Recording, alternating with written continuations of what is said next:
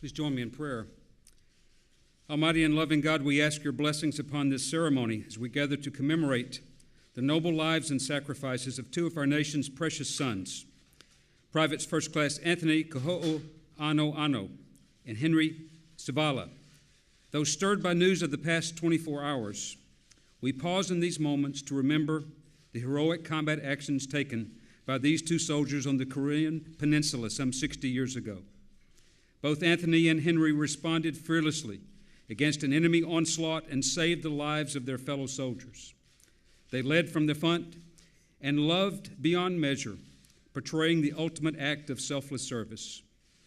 Oh God, remind us again today that our nation has risen to her true greatness on the shoulders of Americans like Anthony and Henry. May this ceremony serve to reinforce our awareness as a nation that our country's way of life and our freedom is a priceless inheritance, won through the commitment and sacrifice of those who have selflessly paid for our freedom with their blood. May your blessings be upon the families of Henry and Anthony who have given their loved ones to this nation and who have kept their memories alive for this very moment. By your grace, may we never forget their sacrifice. In your holy name, amen. Good morning, everybody. Please be seated. On behalf of Michelle and myself, welcome to the White House. To our many guests from Hawaii, aloha. And thank you, Chaplain Carver, for that wonderful invocation.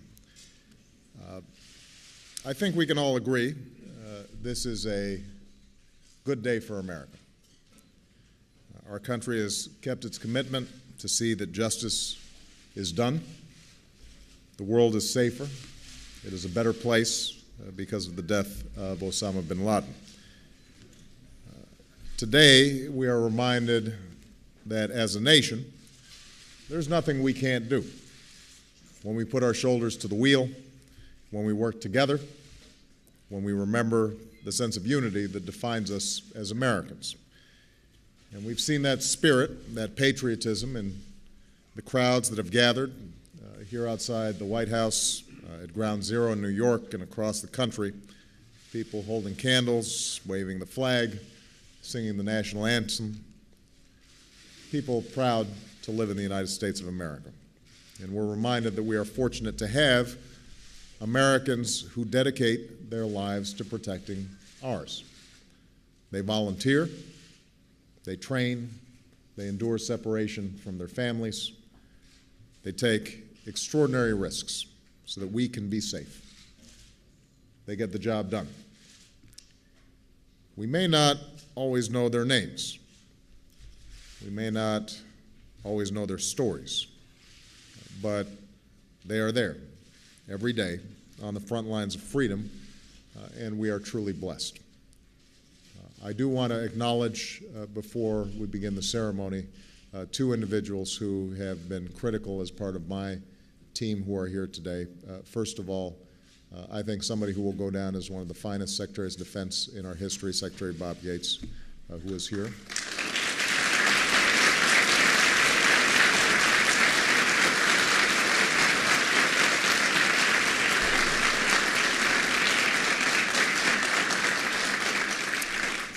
And sitting beside him, someone who served with incredible valor on behalf of this country and is now somebody who I think will go down as one of the greatest secretaries of Veterans Affairs in our history, Eric Shinseki.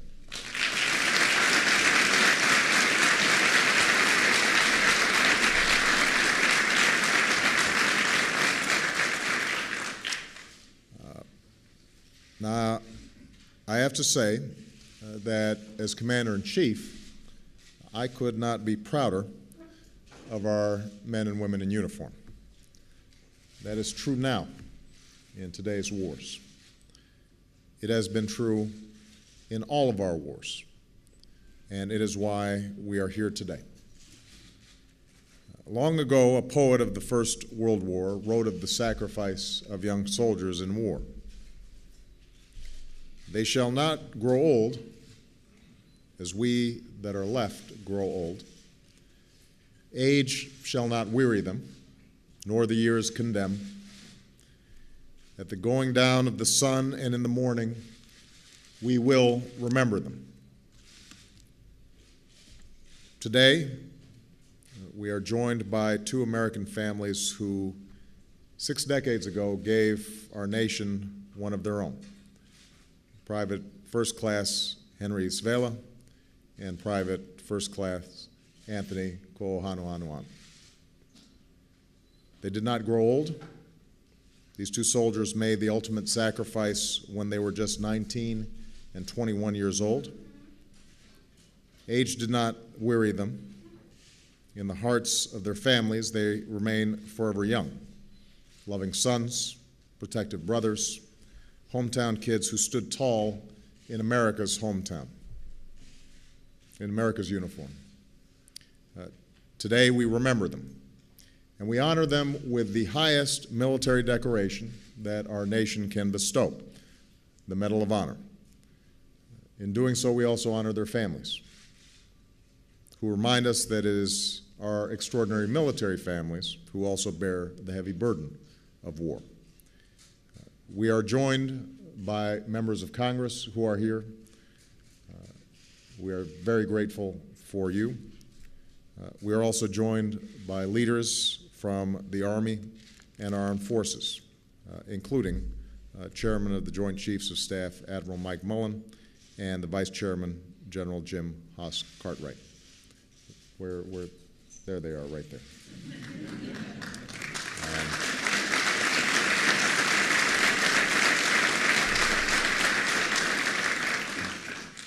And this is not in the script, but let me just acknowledge that without the leadership of Bob Gates, Mike Mullen, Haas Cartwright, today and yesterday would not have happened.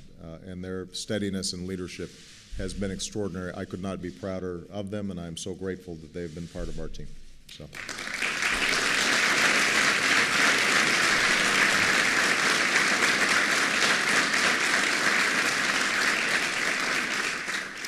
I especially want to welcome some of those who fought so bravely 60 years ago, our inspiring Korean veterans, Korean War veterans who have made the trip here, and I also want to acknowledge those who are welcoming 2 more American heroes into their ranks, members of the Medal of Honor Society. Thank you so much for your presence.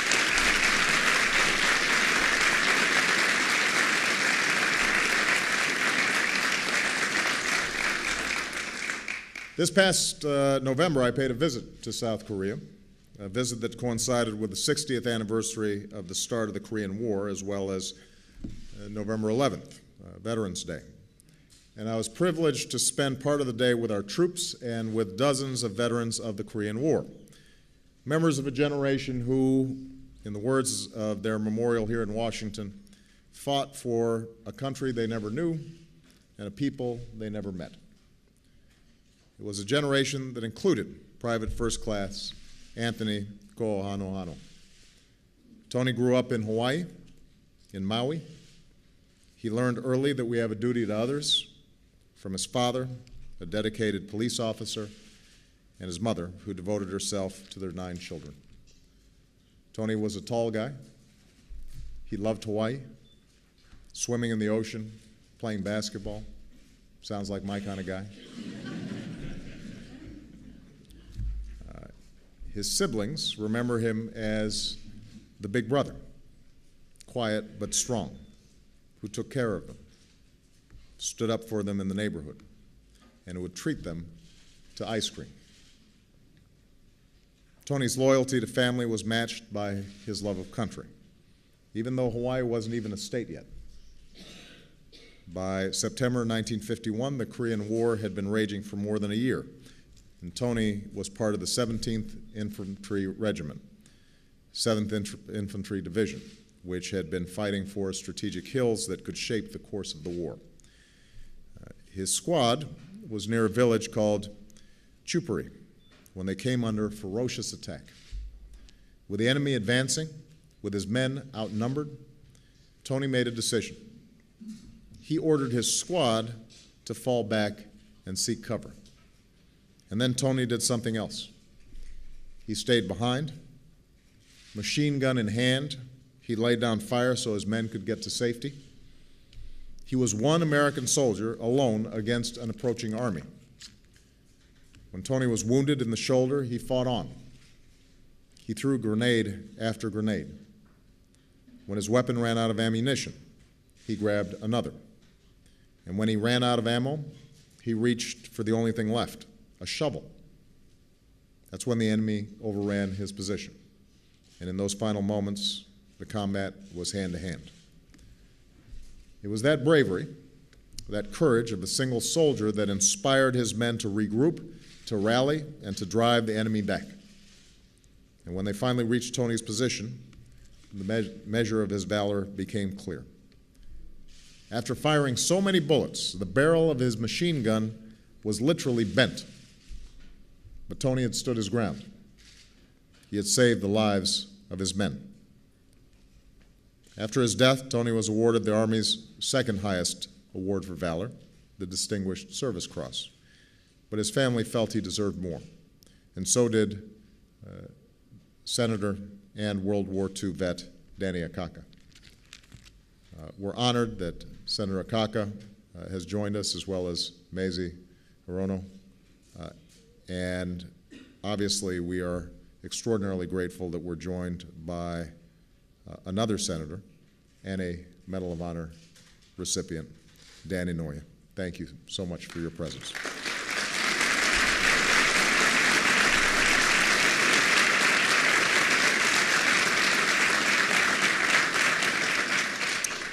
Now, Hawaii is a small state, but the Kahoohanohanos are a very big family. In fact, I went to high school with one of their cousins, Whitey. Tell Whitey I said, how's it?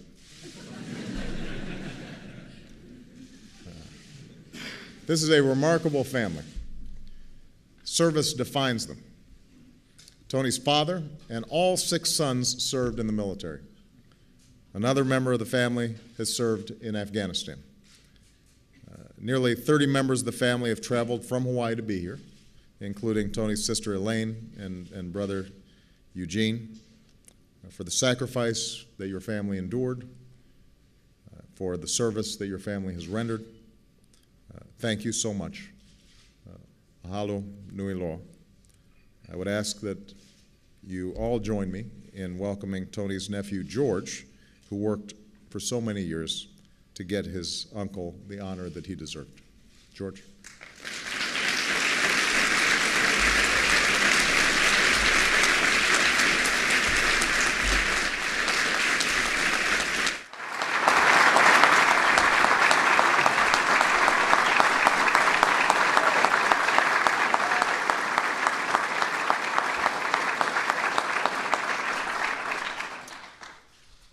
The President of the United States of America, authorized by Act of Congress, March 3, 1863, has awarded, in the name of Congress, the Medal of Honor to Private First Class Anthony T. Kahoohanohano, United States Army, for conspicuous gallantry and intrepidity at the risk of his life above and beyond the call of duty. Private First Class Anthony T. Kahoohanohano, Company H, 17th Infantry Regiment, 7th Infantry Division, distinguished himself by extraordinary heroism in action against the enemy in the vicinity of Chupari, Korea, on 1 September 1951. On that date, Private First Class Kahoohanohano was in charge of machine gun squad supporting the defensive positioning of Company F when a numerically superior enemy force launched a fierce attack. Because of the enemy's overwhelming numbers, friendly troops were forced to execute a limited withdrawal. As the men fell back, Private First Class Kahoohanohano ordered his squad to take up more defensible positions and provide covering fire for the withdrawing friendly force. Although having been wounded in the shoulder during the initial enemy assault, Private First Class Kahoohanohano gathered a supply of grenades and ammunition and returned to his original position to face the enemy alone. As the hostile troops concentrated their strength against his emplacement in an effort to overrun it, Private First Class Kahoohanohano fought fiercely and courageously, delivering deadly accurate fire into the ranks of the onrushing enemy. When his ammunition was depleted, he engaged the enemy in hand-to-hand combat until he was killed. Private First Class Kahoohanohano's heroic stand so inspired his comrades that they launched a counterattack that completely repulsed the enemy. Upon reaching Private First Class Kahoohanohano's emplacement, friendly troops discovered 11 enemy soldiers lying dead in front of the emplacement and 2 inside it, killed in hand-to-hand combat. Private First Class Kahoohanohano's extraordinary heroism and selfless devotion to duty are in keeping with the finest traditions of military service and reflect great credit upon himself, the 7th Infantry Division, and the United States Army.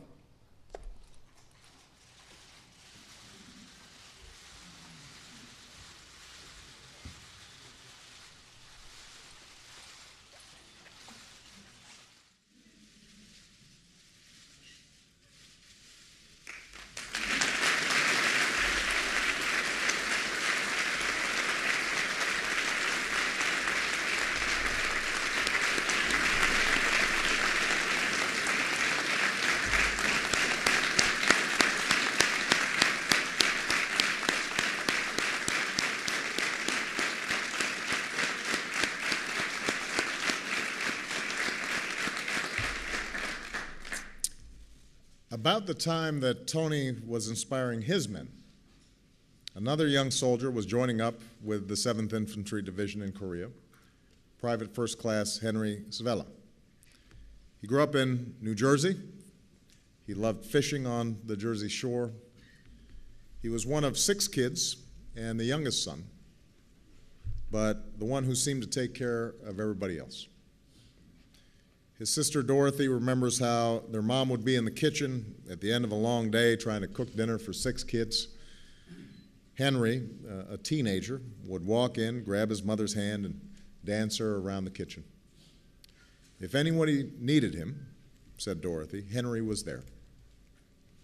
And he was there for America, in Korea, as the war neared its 3rd and final year. Henry knew the dangers. And in one of his last letters home, he wrote, "I may not return."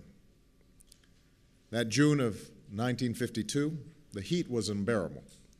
The monsoon rains and mosquitoes were relentless, but the 7th Infantry Division pushed on, probing enemy lines, fighting bunker by bunker, hill by hill.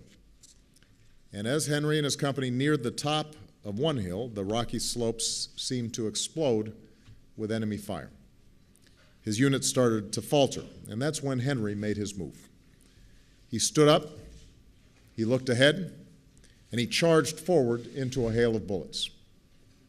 Those who were there described how he kept firing his weapon, kept hurling grenades, and how, even after being wounded in the face, he refused medical attention and kept leading the charge.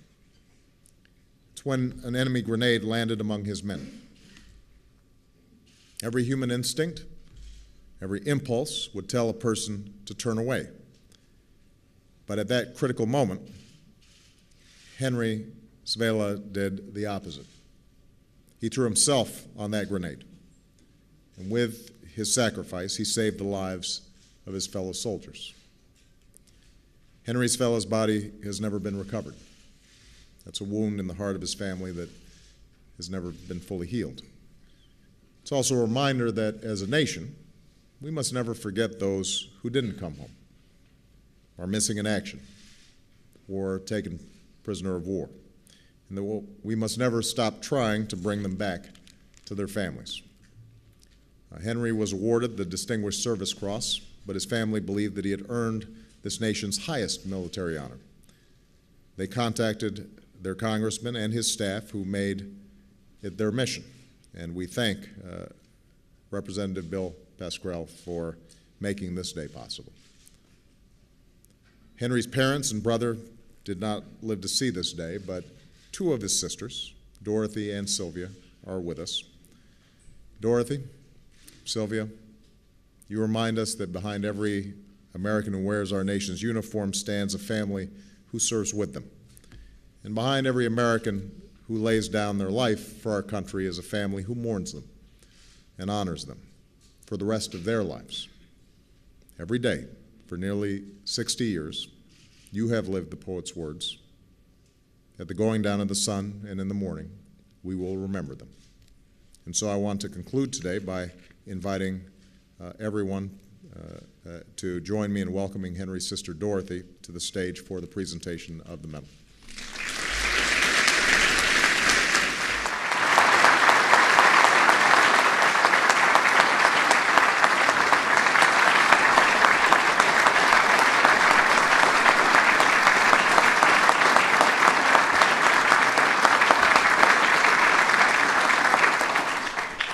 The President of the United States, authorized by Act of Congress, March 3, 1863, has awarded, in the name of Congress, the Medal of Honor to Private First Class Henry Svehla, United States Army, for conspicuous gallantry and intrepidity at the risk of his life above and beyond the call of duty. Private First Class Henry Svehla distinguished himself by acts of gallantry and intrepidity above and beyond the call of duty while serving as a rifleman with F Company, 32nd Infantry Regiment, 7th Infantry Division, in connection with combat operations against an armed enemy in Pyongyang, Korea, on 12 June 1952. That afternoon, while Private First Class Svehla and his platoon were patrolling a strategic hill to determine enemy strength and positions, they were subjected to intense enemy automatic weapons and small arms fire at the top of the hill. Coming under heavy fire, the platoon's attack began to falter.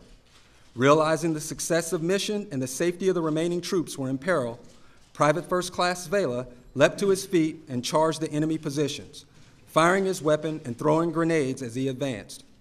In the face of this courage and determination, the platoon rallied to attack with renewed vigor. Private First Class Svehla, utterly disregarding his own safety, destroyed enemy positions and inflicted heavy casualties, when suddenly fragments from a mortar round exploding nearby seriously wounded him in the face. Despite his wounds, Private First Class Svehla refused medical treatment and continued to lead the attack. When an enemy grenade landed among a group of his comrades, Private First Class Svehla, without hesitation and undoubtedly aware of extreme danger, threw himself upon the grenade. During this action, Private First Class Svehla was mortally wounded. Private First Class Svehla's extraordinary heroism and selflessness at the cost of his own life, above and beyond the call of duty, are in keeping with the highest traditions of the military service and reflect great credit upon himself, his unit, and the United States Army.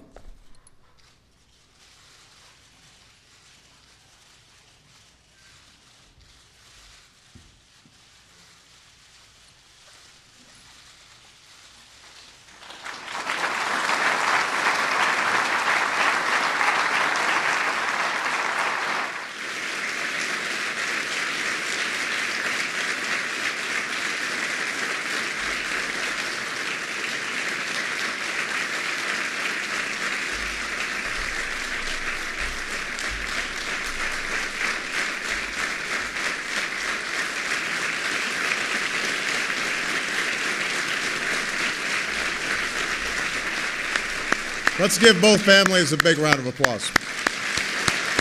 For Anthony and for Henry.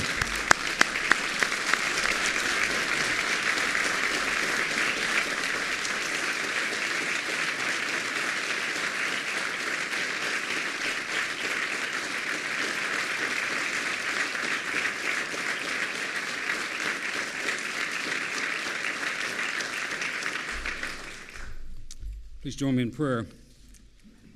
Gracious God, you've stirred our hearts once again today as we've heard the accounts of two great American soldiers who valued the lives of those under their care more than their very own. You've told us in the Holy Scripture that there's no greater love than this. And so, would you etch this eternal truth in our own hearts as we carry out our responsibilities to you, our families, and our great nation. Bless the young men and women of our armed services who walk in the footsteps of both Anthony and Henry, protecting and defending our lives and freedom's cause. And Lord, continue to bless, empower, and give great wisdom to our President, Barack Obama, as he leads our nation in these challenging times. And God, bless America. In your holy name we pray. Amen. Thank you so much, everyone. Please enjoy the reception. And again, to the families, we could not be prouder of Anthony and Henry. We are grateful for their sacrifice. We are grateful for your sacrifice. You have made this country safer. Tony and Henry stand as a model of courage and patriotism. God bless you. God bless the United States of America. Thank you, everyone.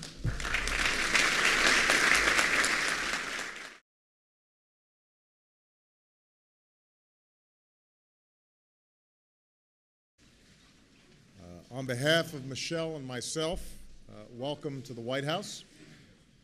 To our many guests from Hawaii, aloha. And thank you, Chaplain Carver, for that wonderful invocation. I think we can all agree this is a good day for America. Our country has kept its commitment to see that justice is done. Please join me in prayer. Almighty and loving God, we ask your blessings upon this ceremony as we gather to commemorate the noble lives and sacrifices of two of our nation's precious sons, Privates First Class Anthony Kahoohanohano and Henry Svehla. Though stirred by news of the past 24 hours, we pause in these moments to remember the heroic combat actions taken by these two soldiers on the Korean Peninsula some 60 years ago.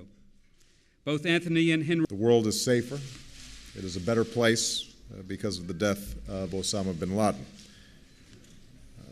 Today, we are reminded that as a nation, there's nothing we can't do. When we put our shoulders to the wheel, when we work together, when we remember the sense of unity that defines us as Americans. And we've seen that spirit, that patriotism in the crowds that have gathered. One through the commitment and sacrifice of those who have selflessly paid for our freedom with their blood. May your blessings be upon the families of Henry and Anthony who have given their loved ones to this nation and who have kept their memories alive for this very moment. By your grace, may we never forget their sacrifice. In your holy name, amen. Good morning, everybody. Please be seated. We responded fearlessly against an enemy onslaught and saved the lives of their fellow soldiers. They led from the front and loved beyond measure, portraying the ultimate act of selfless service. Oh God, remind us again today that our nation has risen to her true greatness on the shoulders of Americans like Anthony and Henry. May this ceremony serve to reinforce our awareness as a nation that our country's way of life and our freedom is a priceless inheritance